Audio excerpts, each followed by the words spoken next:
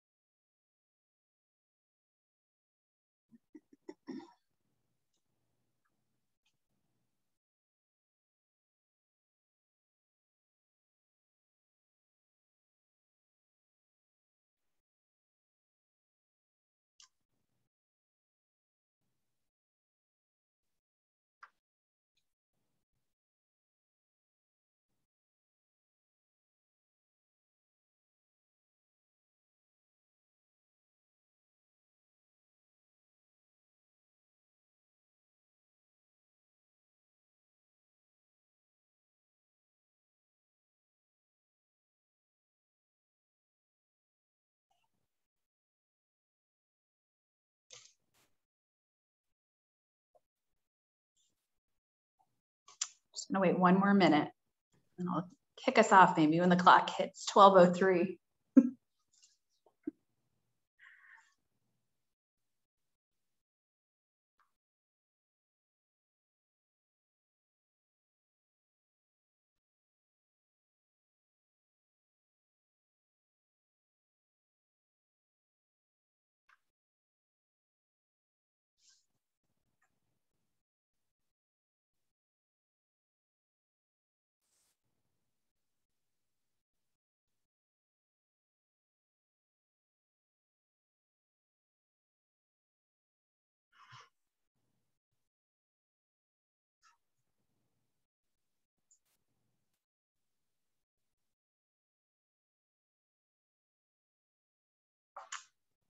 All right, I am going to officially get us started. I'm sure people will trickle in, but thank you all for joining us today. So my name is Hillary Olson, and I'm the Director of Marketing Communications for Efficiency Vermont.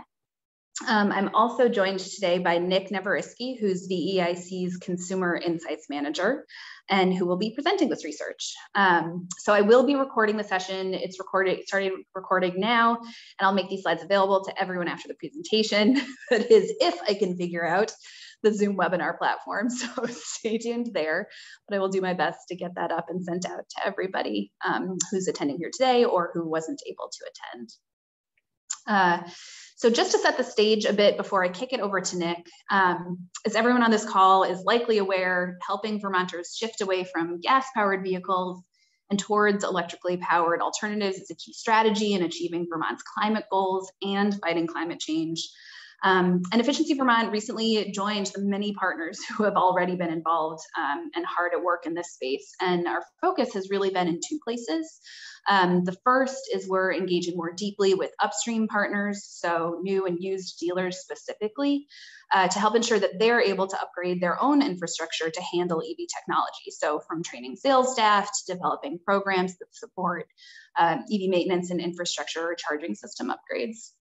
And then the second is through consumer education and awareness, and ultimately building consumer desire and, dare I even say, excitement to adopt electric vehicle technology. So we're doing this in collaboration with Drive Electric Vermont, which is a fantastic resource. But how do we drive more Vermonters to that website and really help bring them through that buyer's journey from awareness to interest to desire to action? And that's really about what today's research is about. So before our team develops any sort of go-to-market strategy for programs and services that we promote, we really want to start with research that helps us understand what will resonate with the market most effectively. And while there are certainly a plethora of regional and national research around EVs out there, and frankly, just general assumptions or personal beliefs we all have around motivations and barriers, we know that there are things that make Vermont and Vermonters quite unique. So when we completed this research, there were absolutely key takeaways for us, but we also realized that there could be really useful data to all of the other partners working to accelerate the adoption of EVs. And that's really why we wanted to share out this research publicly as well. So without further ado, I will stop talking and I will turn the mic over to Nick. Hi, everybody. My name's Nick, and we'll be looking at the results from the research Hillary was talking about. And you'll notice our subtitle here is Current Trends in EV Opportunities. And that's because we really are sort of looking at two things here. It's easy when we're talking about promoting EV adoption to really focus only on electric vehicles. But if we're trying to get people to buy electric vehicles, really we're trying to get them to change their car purchasing behavior. And they're already car shoppers. So we want to spend some time first looking at what it is people are already thinking about vehicles, how it is they're already shopping for them, so we can fit into that existing paradigm. We'll look quickly just at some methods and sort of the demographics of our sample. You can look at those in more detail with the slide deck Hillary mentioned. We'll move through pretty quickly today. We've got a mixed method study here, which is comprised of a survey, which is representative of all Vermonters. We got 539 responses. Not all questions got asked to all people, depending on different sorting, and a couple people dropped out. So our margin of error is plus or minus 4% when we have that full sample size of 539. We also did some interviews with BIPOC and low-income Vermonters, and that lets us go a little bit deeper. Surveys are great quantitative tools for getting representative data of a large pool, but if we want to really dig deep and sort of understand the how and the why of certain populations, interviews can be really effective, and we found that to be the case here. So we'll see data from both. And we did this with support from some research contractors, Fifth Element Associates and Beacon Associates, who helped us to field this research. So flipping through our demographics, for the next few slides, we'll see blue, the percentage of our sample that fits each of the criteria, and then green, the VT population. And most of the population values are pulled from the US Census. At a high level, without digging into this too much, you can see it generally tracks most of the things we're looking at. We've got representation from across the state geographically, roughly in line with the different county level populations. We've got pretty good age representation, again, roughly tracking a little bit low in our sample on the younger Vermonters, but still present and still represented in our group. Pretty even gender split, pretty accurate, homeowners and renters as well, and the same for the different income tiers. And I'll mention the income tiers we define using standards associated with other uses in the state, like housing assistance, and it's based on the county in which people live and the number of people in their household. In other words, a certain level of household income in one county with one family size or household size isn't the same thing as in a different county with a different household size. So you can see these values here. For example, a moderate income household with 2 people in Chittenden County would be that range, whereas a moderate income household in other counties would be that range. So key findings. We'll look at these before we look at some more specific data points. First, we see that Vermonters value size, safety, reliability, and performance in winter when they're car shopping. Safety and reliability came out on top. And we also that SUVs were popular, and a lot of people believe four-wheel drive is critical. Vermonters need to see how EVs fit into their life and that they're affordable. Some barriers that I'm sure we're all aware of include limited availability of affordable SUVs and four-wheel drive EVs. You know, those are the vehicles people like, and we're not seeing as many of them in EVs, certainly not as many in the lower end of the price point. But we're also seeing that people really associate EVs with environmental benefits, and then non-environmental benefits, like how reliable they are, that you don't need the hassle of going to a gas station, are just not salient to many Vermonters. So there's a real opportunity to help bridge that gap and help people see not just that EVs are good for the environment, which isn't really a priority for many people in car shopping, but that they have direct, immediate personal benefit. There's room for us to improve our messaging around that. Some segments of Vermonters would be very difficult to motivate to purchase an EV. We see some people who have strong anti-EV sentiments, and those folks tend to skew older and tend to skew toward not having a college degree. They may just not buy an EV anytime in the near future. And so we want to think about where to invest our resources, our messaging, and our education, and our promotion to get the most return in terms of EV uptake and reduce GHG emissions from transportation. We also see some low-income customers just don't have the capital for even incentivized purchase, at least with the incentive values we're offering today. Some folks buy really, really inexpensive used vehicles. That's all they've ever bought. To buy an EV would just be out of reach. We find that influencing purchase decisions needs to happen well upstream of the dealer. A lot of people have pretty solid ideas about what kind of car they want, sometimes even what model they want before they really begin shopping. And we also see that instant rebates at the time of purchase are more motivational than delayed rebates or tax credits. This is true across the population, but especially for low-income Vermonters and BIPOC Vermonters. There's some interesting nuances there we'll dig into later. So looking at some of the current trends, what Vermonters own, how they buy those vehicles, and other things they're engaged in currently. First, we see most Vermonters own one or two cars. We can see here a bar chart with owned or financed and leased on the bottom, and the number of cars in each of those categories that Vermonters have. So mostly one or two, although this does vary by income. The more income a household has, the more likely they are to own multiple vehicles. A lot of these vehicles are SUVs, and a good chunk are trucks as well. So we see Vermonters are often interested in fairly large vehicles. 59% of the total vehicles in our sample were SUVs or trucks. And in our sample, we found 5% of our respondents say they own or lease an electric vehicle or a plug-in hybrid. That's a little larger than in the state at large, where I think about 1% of registered vehicles are EVs, but it's still roughly in line with that. It gives us an idea of who it is we're talking to here. Most of the vehicles owned by our survey respondents are under 10 years old. About half were acquired new, about half were acquired used. We have here some price data. This is asking people about how much they expect to spend on the next vehicle they purchase. And this one's broken out by income because there is such a clear trend by income. You can see those different colors. You can see the dark blue, low income peaks low, the medium blue, moderate income peaks medium, and the lightest blue, high income peaks to the right. So we can really see that income correlates with the amount of money people spend on vehicles. And just to point something out here too, we think a lot about how to help low-income Vermonters access the benefits that EVs can deliver. And if we want to think about a really lower-priced EV new, really affordable one, and then add up all the incentives that could be available to a low-income Vermonter, you might get that price down to be maybe around $15,000 new. And that is still more than 31% of low-income Vermonters expect to pay. So even at our current incentive levels, that still leave for low-income Vermonters, it still leaves a lot of folks behind, or at least would be a deviation, in some cases, significant deviation from what they're used to paying for a vehicle. When people are shopping for their vehicles, we're seeing they have some pretty well-formed ideas often early on in the shopping process. On the left here, we have statements that people selected if it was true for them. Before I started shopping for my primary vehicle, I knew I would get a new used vehicle. I knew what type of vehicle I wanted, knew what features I wanted. And we can see some pretty good percentages there. 45% of people, for example, before they started shopping, knew what type of vehicle they already wanted. They already knew they wanted a truck or an SUV or a hatchback. So that was informed before they even began shopping. A lot of people knew what brand they wanted, and about a quarter of people even knew what model they wanted before they even started shopping. For folks who went to a dealer, 68% already knew the model they were looking for before they arrived. So if we want to influence people's decisions, we really need to influence them upstream of the dealer for sure, and really pretty early on in the process. We asked people how they researched the vehicle they bought. and they could select as many of these options as they engaged in. We see internet search as top of the list, and we see that for a lot of things, whether it's vehicles or home energy improvement projects. People tend to go right to the internet.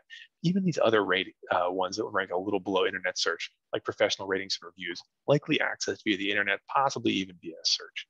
So if we want to influence people, we really need to be showing up in those search rankings. We need to be present on the internet and visible to folks there. We also see friends and family ranking fairly high. We know that can be influential for a lot of decisions and really does speak to the value of normalizing EVs, getting them out there and getting people to have positive experiences with them so others can see them have positive experiences with them. Vermonters would replace their vehicles for a range of reasons, but predominantly when their current vehicles are getting old. So either when their current vehicle breaks or when their current vehicle is not broken, but aging. Now that's great in many ways, right? If we care about resource consumption, we want these vehicles to be used for their full life or as much as they can. But it's just a good thing to remember that if we are asking people to buy an EV to fit their current shopping patterns, we can't expect them to do so until their current vehicle is older. Or if we want to get them to make that switch out sooner, we may need to nudge them a little bit more than we might otherwise, not just to buy an EV, but to buy a vehicle, period. So after asking people what vehicles they own, and we've looked at that data before, we asked why they chose the vehicles that they did.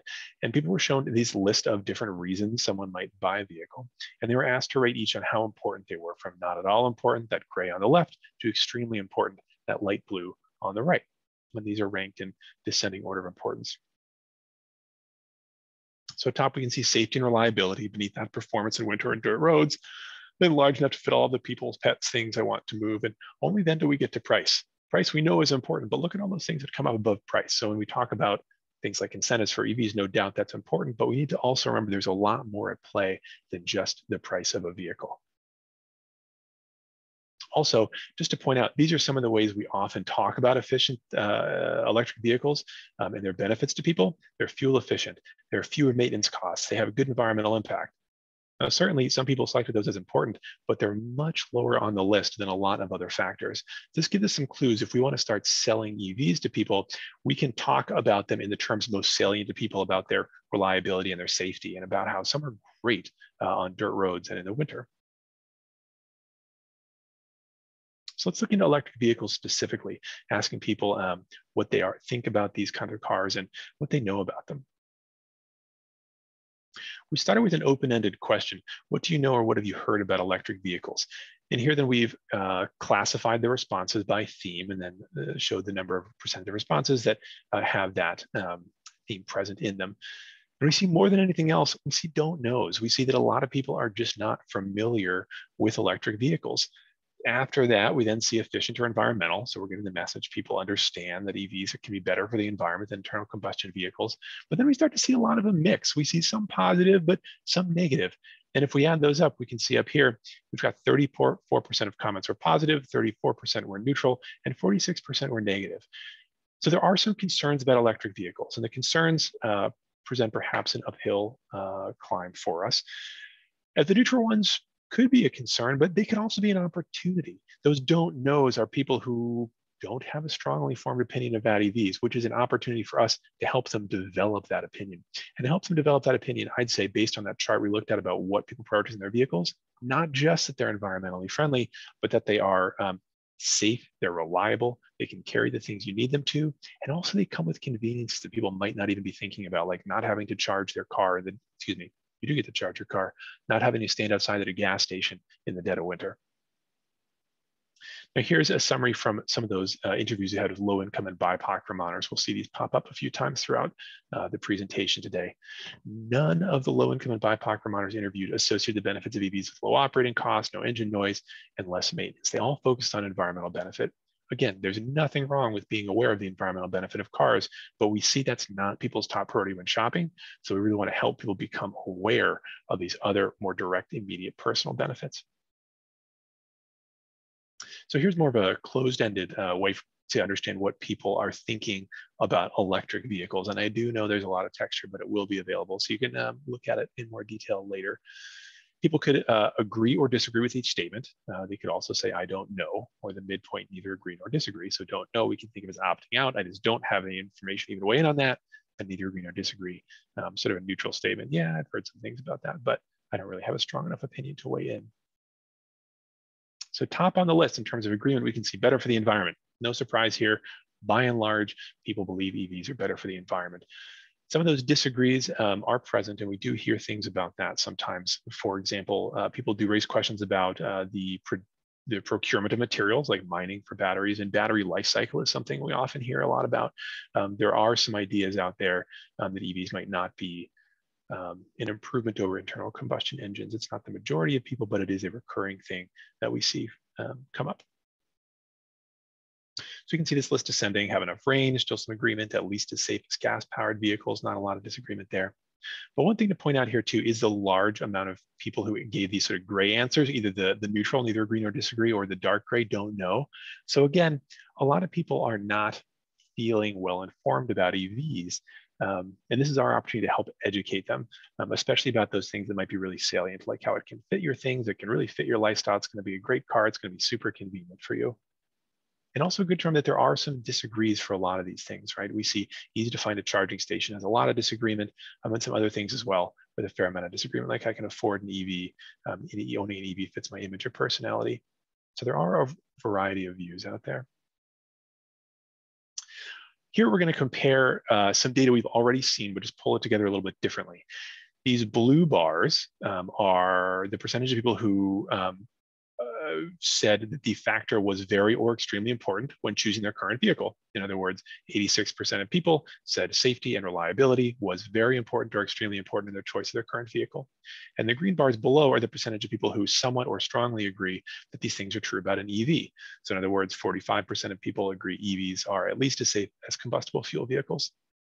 And what we see here is a bit of a gap. And these are just the top few factors for influencing people's choice of their current vehicle. It's not all of this, the top 5. But we can see these are a lot of people thought these things were important: safety, performance in winter, purchase price, large enough to fit all my stuff, and vehicle type. And we see far fewer people agreeing that EVs can deliver that priority. So there is a real gap here. People want safety and reliability. Not as many people are sure that EVs can deliver that. People want performance in winter. Not as many people are sure EVs can deliver that. Same for purchase price, large enough to fit all the stuff they want to fit, and the vehicle type. So these are some of the hesitations that are likely leading to hesitation about purchasing an EV. The things people believe EVs can deliver are not necessarily the things that they prioritize in their car purchases. And now to flip this just a little bit to look at the top ranking one for electric vehicles, adding this one on the bottom here, 60% of people agreed EVs are better for the environment than internal combustion. But then of course we look at the importance of environmental impact in people's car choices, and only 36% of people said that was important. So just again, that mismatch between what people believe their priorities are and what they believe EVs can deliver. We have to help bridge that gap and help make the personal benefits of EVs salient to Vermonters to help them purchase. How would Vermonters research EVs and incentives? So we asked a previous question on how people research the vehicle they purchased. This one is about how they would research EVs and incentives if they were interested in such a thing. Again, we see internet search on the top of the list, but then we also see some other organizations pop up, like some local ones pop up a little more than they did in the previous question, like energy efficiency organizations and Drive Electric Vermont. We see some of those things there. So people are thinking. We'll see soon how many people are aware of incentives. People are sort of thinking a little differently about EVs and incentives than they are about car shopping overall. But still, internet search, top of the list, highlights that we need to reach people at that phase. Next, we asked this question a few different ways throughout the survey, and we wanted to know how likely, from a scale of not at all likely, a value of 1, to very likely, a value of 5, people were to buy an electric vehicle and a plug-in hybrid. And first, we asked that question in its most basic term. What is the likelihood you would consider buying an EV or a plug-in hybrid? That's our baseline value we see here. So averaged out, it's moderate, it's in the middle, but really it's a pretty even distribution. We see some people who say, yeah, I would consider that. I'm up at a 4 or 5, and we see some people who would say, I would not consider that. I'm at a 1 or a 2. Then we want to know, okay, what if that vehicle had the same features and price as your current vehicle? In other words, the only thing that's different is it's electric. Otherwise, it's the same thing. You might think that would boost people's likelihood of purchasing. And we see that it does, but really not a whole lot. It's really a pretty small change. And then we add, again, well, what if there were incentives equaling $17,000 for low income or about $10,000 for moderate or high income? And again, not a really large change. So we can tell from this that those things do make a difference, price and features, that's true. But there is still a lot of hesitance to buy EVs, even if people could access them with the same features and the same price. So you can tell incentives will motivate some people, and that's great, but not everyone. Some people need something different or something in addition to incentives to really get them over that hump to actually more actively consider buying an EV. We asked people what would make them more likely to buy an electric vehicle, and you see lower upfront cost tops the list at 31%. And again, these are open-ended questions that we've coded by theme here. But 23% of people said nothing. And that again reminds us that some Vermonters are just not ready for an EV at this time. Other things that come up, we see longer driving range, more charging stations, kind of things we might expect listed here. And just to highlight that some people are not necessarily interested in buying an EV, we did get some open-end statements to make it pretty clear there is an anti-EV sentiment, and those are probably not the people for us to target at this time. Looking into what Vermonters think about incentives, we see that there's not universal awareness that incentives for EVs exist. About half of Vermonters know they exist on a population level, but then we see that also correlates with income. The more income you have in your household, the more likely you are to be aware that incentives exist. But even among those high income folks, it wasn't universal. In our interviews, none of the low-income and BIPOC Vermonters were aware of EV incentives or of organizations that might provide information on EVs and help people navigate that research and purchase. We told people a bit about EV incentives. There were different ways they might access them, like instant rebate, credit when you file your taxes, or mail-in rebate. We see the instant rebate of purchases the most preferred. And this is especially true of low-income Vermonters. They are much more likely to select that than other income groups.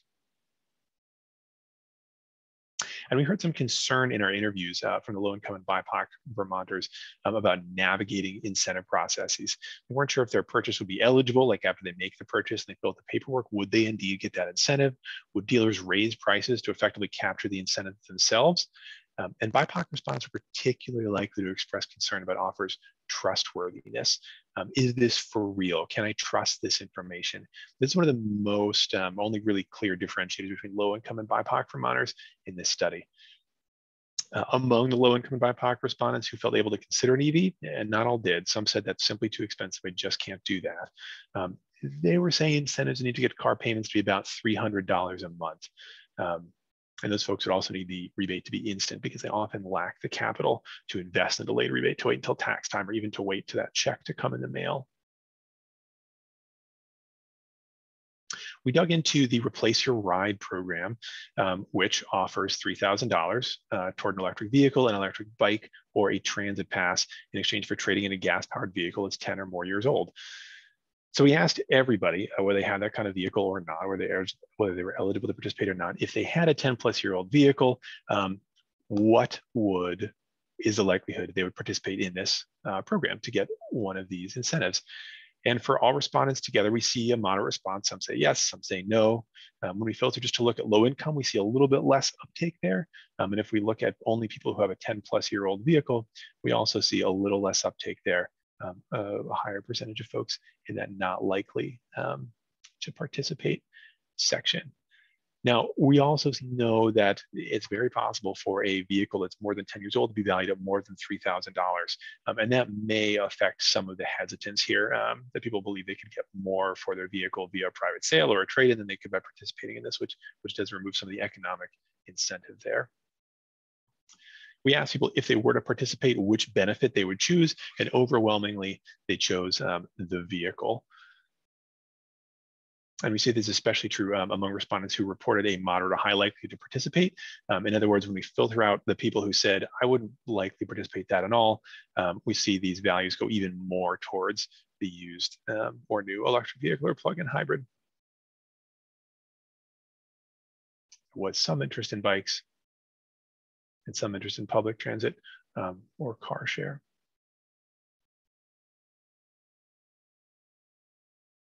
Our low-income and BIPOC interview respondents did express interest in Replace Your Ride. And with these folks, we asked them about the value that it would have to provide as opposed to show them the $3,000 and ask for their feedback on that. They all said they'd apply a credit toward an EV if they participated, but most said their trade-in value should be around $5,000 and one said $10,000. So looking at those things together, we've come with a list of recommendations, and I hope we have time for some discussion at the end to hear other people's thoughts about what jumped out at them and more to think about these recommendations. First, we want to be aware of introducing barriers in program design accidentally. For example, we saw that a lot of Vermonters really value four-wheel drive and they value SUVs. And a lot of those types of vehicles cost more than $40,000, or they certainly can. So we want to be careful if we are limiting incentives to EVs with MSRPs of less than $40,000, we're ruling out a lot of the vehicles types that Vermonters are most drawn to purchase. I want to be careful about the replace your ride trade-in values, especially in an unusual used car market right now where used car prices are perhaps higher than they have in the past. And we also want to be careful about asking customers to navigate multiple incentives. We see hesitance from some folks, especially those lower income and BIPOC Vermonters, that may feel overwhelming and just not worth participating in because I'm not sure I'm going to get it right or be able to do it. We want to focus on tangible personal benefits EVs provide. We know Vermonters choose vehicles for safety, reliability, carrying capacity, and performance. And even though they didn't talk about more convenience factors like not needing to go to a gas station as a benefit of EVs, it's possible that they would really value those things. Those things would feel salient if we could make those pitches. You don't have to worry about scheduling oil changes. You don't have to stand outside in a blizzard to fill up just because you're going to take a drive tomorrow. We want to consider the return on investment of marketing EVs to different market segments. The folks who have strong anti-EV sentiments are unlikely to change in the near term, and we should probably just let them hold those perspectives for now. They might change them later on, but there's probably options to target other markets where we can get more uptake and more GHG reductions by targeting other folks. Similarly, we want to remember that some low-income Vermonters are unused to or unable to spend the money for even an incentivized EV at the levels that we currently have them incentivized at. Especially promoting EVs to BIPOC low-income Vermonters, you want to make that incentive process simple. This relates to one of our first bullets here, requiring customers to navigate multiple incentives can deter participation. And for BIPOC Vermonters especially, we had that concern about trustworthiness of offers. So there may be opportunities here to think about promoting incentives through channels that are trusted by those individuals. Further research can be done to understand what those channels might be, who the trusted messengers for those groups of Vermonters could be. And to reach low-income Vermonters who only buy used, of whom there certainly were some, especially at those lower price points, we may want to get more new vehicles into the market. It could be the best way to get those folks who only buy used vehicle and EV is to get more EVs that are newer to the market so they eventually become used. So I'm going to pause there and open it up for questions or comments. Thanks, Nick. There was one question about whether or not we could tell whether lack of interest in EVs environmental impact is true even in towns with high EV ownership. And this was from Linda Gray, who is, it looks like is also a member of the town energy committee there. And a follow-up question in Norwich, where there is a high penetration of EVs, just wondering if as the town energy committee, they ought to modify their pitch. And I can answer that from my perspective. You might have thoughts on it too, Nick. For me, I think the answer to that is it depends on your audience. And so I know the town energy committees are often engaging with general public really frequently. And I think that's where it's particularly useful to potentially engage the kinds of things you're focusing on. I think from the Efficiency Vermont perspective, that's something that we've seen when we've kind of gone out to the mass market with this introduction of the recent campaign. That's where we're seeing a lot of this new information or new barriers pop up that I actually hadn't had on my radar. And I think where with perhaps true believers or early adopters, the concerns and the barriers and the motivations might be different and might look different. And I think up until this point, that's sort of who we've been talking to. So certainly changing the way that we message the benefits or focusing on different benefits is probably valuable when you're engaging with a different audience. And that makes sense to me, what Hillary's saying. To some degree, I think people know that EVs are environmentally beneficial. We've captured some of those folks. They've already purchased EVs or perhaps are waiting for the right time to purchase one. And so maybe moving to additional messages. Those won't make people forget EVs are environmentally friendly. That's probably pretty locked in. And we can maybe nudge those folks who are on the fence, who are pro-environmental but not investing at this time, with some other messaging about sort of personal, more immediate benefit. And maybe we can even capture a whole other segment as well who haven't really been paying attention yet. Yeah, and I think you see that with other messages too. I think one of the, I will call it a myth, but the idea that you have to use a charging station outside of your own home to charge your vehicle. Most charging is done in your own home, and I think that's something that we've also heard. Sometimes people overly focus on that particular aspect, and that's just something to kind of socialize and social norm as well in terms of where you are most likely to charge. I think a lot of that is based in fear and concern around, like, what if I get stranded or something like that? So I think there's a deeper level of concern there. But just another thing to kind of myth bust as we start communicating this out to the mass market. Yeah, and it's different, right? I mean, right now with internal combustion vehicles, people are very used to putting energy in their vehicle at a station, right? You go to a station to get energy for your vehicle. And they may just not be thinking that, like, you can do it at home overnight. That's actually a bit of a shift. Yeah. And, you know, I think the other takeaway from my perspective for Efficiency Vermont is just being really honest and candid. This isn't necessarily turnkey right now. We're still on the path. It's going to be right for some people. It's not going to be right for others, and that's okay.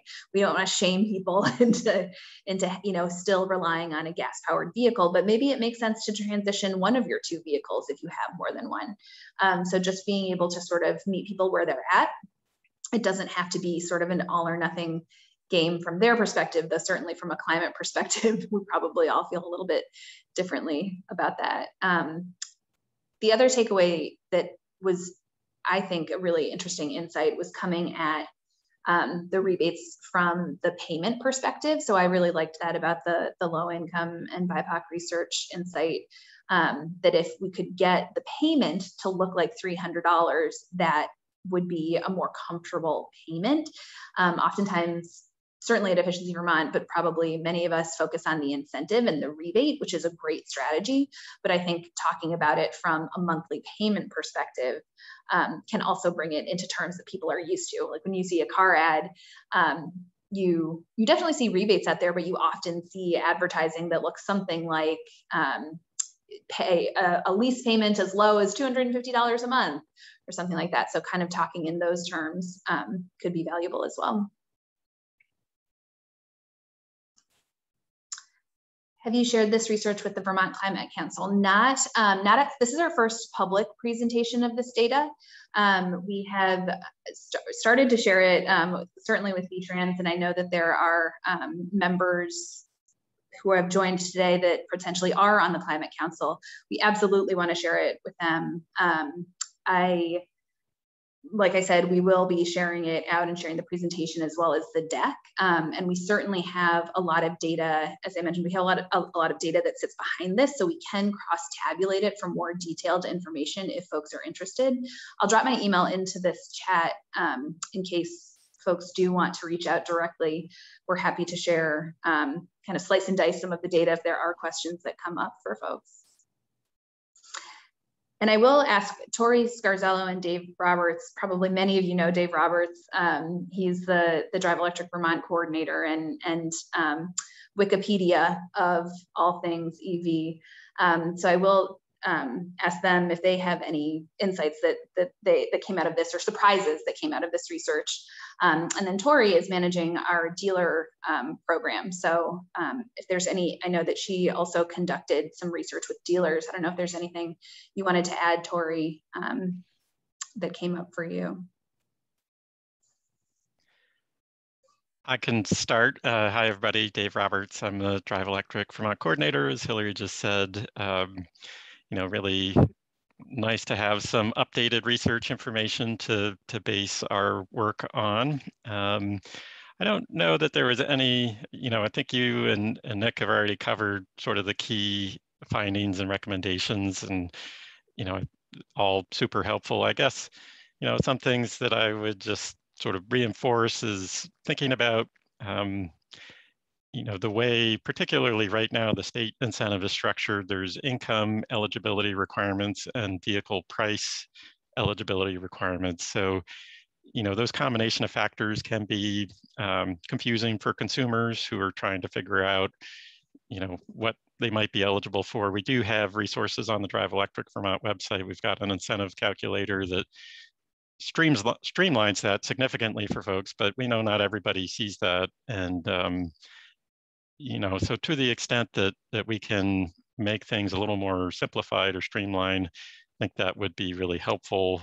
And obviously just getting more vehicles that meet Vermonters' preferences into the mix. The all-wheel drive crossovers and SUVs are about 80% of the market right now.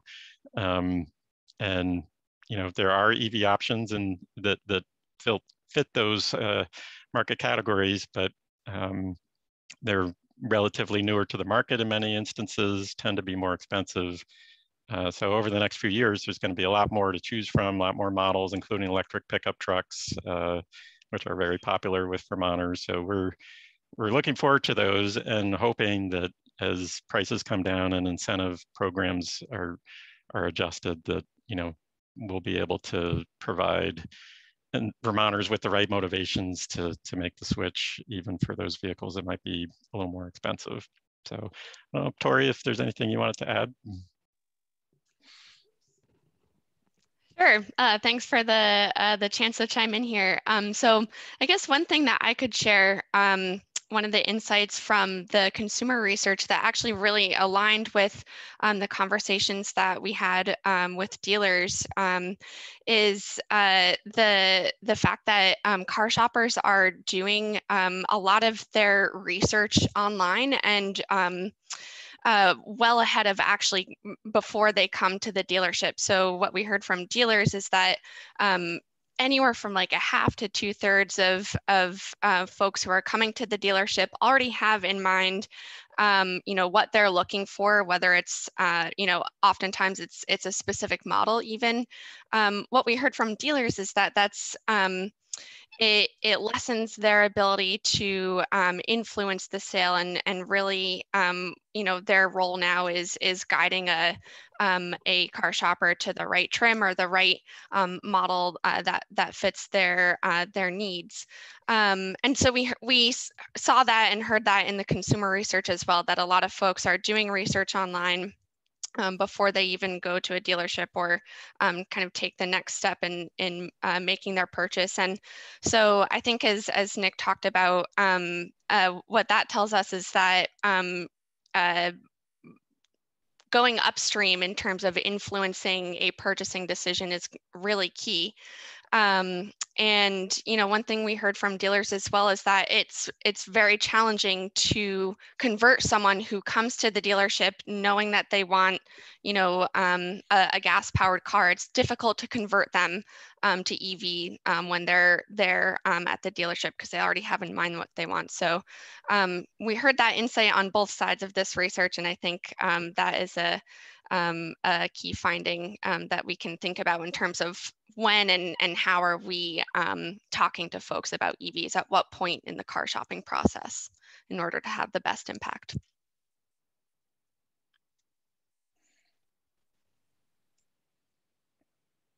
Hillary, I think you're muted. I should know better than to mute myself. A question came in: infrastructure for home charging in multifamily buildings, and I'm gonna turn this over to Dave. I know you have a lot of thoughts. It is a meaty question and a big challenge, but obviously one of the things that really influences the low income and rental market specifically. I don't know if you have thoughts or anything you're seeing in other states too. Sure, it is an area that needs some additional attention. It's in Vermont, about 23% of our housing stock is multifamily. So it's about 61,000 out of 260,000 total housing units in the state. And out of those, about 85% are renter occupied. So, most likely apartments. And so that's really a challenge because the installation costs for charging can be more expensive if there isn't proximity to electric service where the vehicles are parked, or they may not have dedicated parking or even off-street parking. So we've done some work through Drive Electric Vermont in partnership with electric utilities to the state to try to dig into some of these issues. And the number one thing that we've heard from property owners and developers is that the cost is the main barrier. So providing funding to support charging installations was sort of the key way to move forward on that front. The state of Vermont has a $1 million program that will be launching early next year that many state agencies are working on, but ACCD is leading, Agency of Commerce and Community Development. And that will be directed initially, at least, toward affordable multifamily housing or housing owned by nonprofit entities.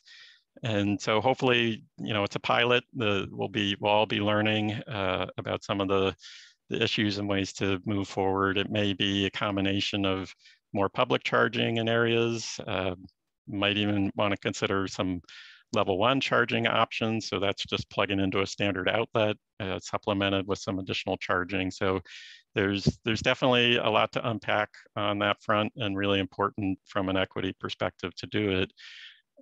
But also important to keep in mind that we still have roughly 75% of Vermont households are likely in single family situations where you don't have as many of these barriers or issues. So, and if anybody's interested in being more connected on some of that multifamily work, you can reach out to me directly, or happy to put you in touch with the right folks.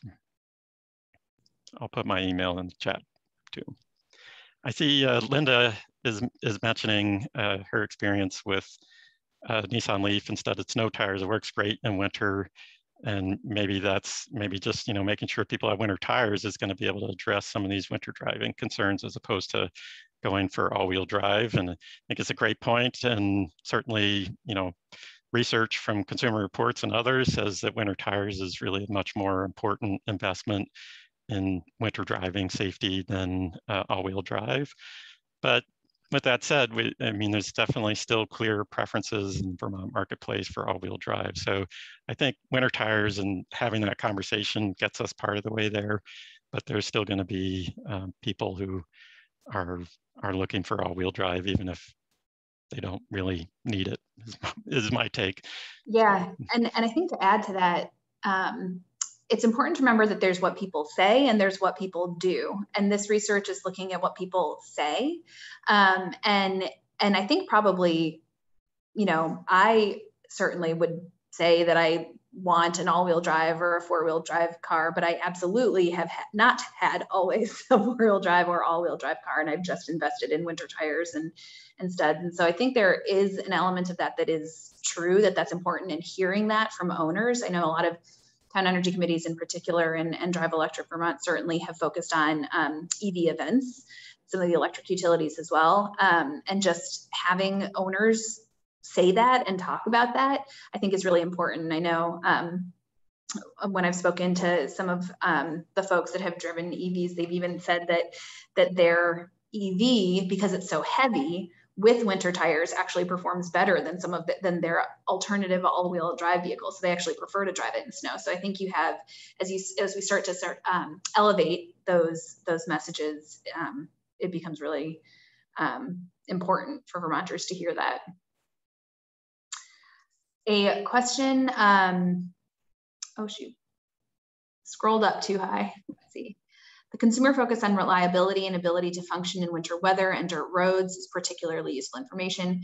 Given that only a few vehicles with those characteristics are available now and cost well over $30,000, should resources not now be expended on switching among people other than those for whom the price point is not critical, and save resources for other demographics for when more choices and lower prices are available? Probably everybody has thoughts on that. I think there are probably different approaches. I think it depends. I think it's important to build a used market as well. So there's probably different takes and different strategies here. I think one strategy could be get as many people driving EVs as we can, so that we can build that used market. I think that is one of the biggest barriers, because so many people do rely on purchasing used vehicles. So that's one thing I would consider when we think about rebate strategies? I don't know if others have thoughts. Dave, I'm sure you've thought about this. I would agree. The other thing I would just add is, we know that vehicles are lasting longer. Even in Vermont with salt on the roads and everything, vehicles are lasting longer than ever before. And because the price for any vehicle, let alone EV, continues to increase, they're being used longer. So, the average ages are creeping up. So vehicles that are bought today are going to be around for 10 plus years in most instances. So if we're not doing what we can to really advance the market, we're kind of missing those opportunities, and they may not come back around for many years. So I definitely appreciate the need to kind of optimize how funds are spent, and but there's a lot of trade-offs, and I don't think it's there are multiple things that need to go into the mix in terms of how we're putting incentives out to Vermonters and things like that. Well, I don't see any other questions. If you do have anything else that comes up, my email and Dave's email are in the chat. Thank you for spending your lunch hour with us, and I will hopefully be able to share this out quickly and with ease after we sign off. Thank you so much.